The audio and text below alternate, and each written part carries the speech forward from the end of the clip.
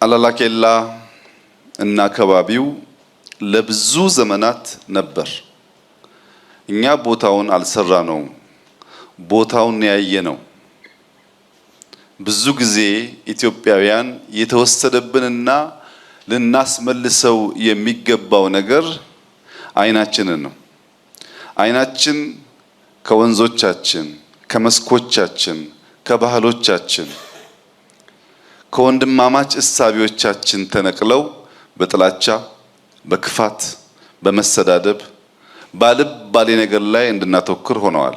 ኢትዮጵያውያን አይናችንን ብናስመልስ ከመናናቅ፣ ከመሰዳደብ፣ ከመጠላላት፣ ከመገፋፋት ብንወጣ ምን አይነት ምድር እንዳለን ይህ ምድር ማስዋብና መቀየርስ እንዴት እንደሚቻል ባወቅን በተጠቀምን ነበር። ይህ ስፍራ በእኛ እጅ ሆኖ ነው እምብዛም የሆነው እንጂ ሌሎች ሀገራት እንደዚህ አይነት ቦታ ቢኖራቸው ምን ሊያደርጉት እንደሚችሉ ማሰብ ለብዙዎቻችሁ ከባድ አይሆንም። አንደኛ በጣም ንጹህ የሆነ ከፍተኛ ፍሬሽ ውሃ አለ።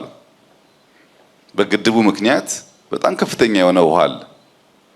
ሁለተኛ ለመቶ ዓመታት የቆየ የአባቶቻችን ጀግንነት የእጅ ጥበብ የታየበት የአላላኬላ ግንብ አለ። ሶስተኛ ታይተው የማይጠገቡ ተራሮች አሉ። መልክዓ ምድሩ በሁለቱም ሲዝኖች በሙቀቱም በቅዝቃዜ ጊዜውም የራሱ የሆነ የተለየ ውበት አለው።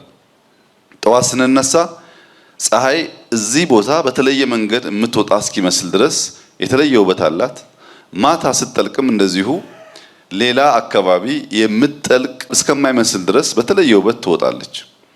ይሄ የየዕለት ኑሯቸው የሆኑ የዳውሮ የዚህ አካባቢ አርሶ አደሮች ምናልባት እነሱ ካልገባቸው በጤና ረጅም እድሜ እየኖሩ ያሉት የተሻለ ሆስፒታል ስላላቸው አይደለም። ራሱ ከባቢው ሆስፒታል ነው፣ ያክማል። በጥቂት ሰዓታት ድራይቭ እዚህ ስፍራ ደርሰን በውሃ ላይ ለመጫወት የአጥሩን ታሪካዊ ሁኔታ ለማየት ግድቡን ለማየት ብዙ ኢትዮጵያውያን ግድቡን አያውቁትም፣ አላዩትም። ለማየት እድል ይሰጣልና መተን እያየን ይህንን ስፍራ ሞር እንዲሰፋ፣ እንዲያብብ፣ እንዲያምር፣ እንዲበራከት ብናደርግ እጅግ ጠቃሚ እንደሚሆን እተማመናለሁ።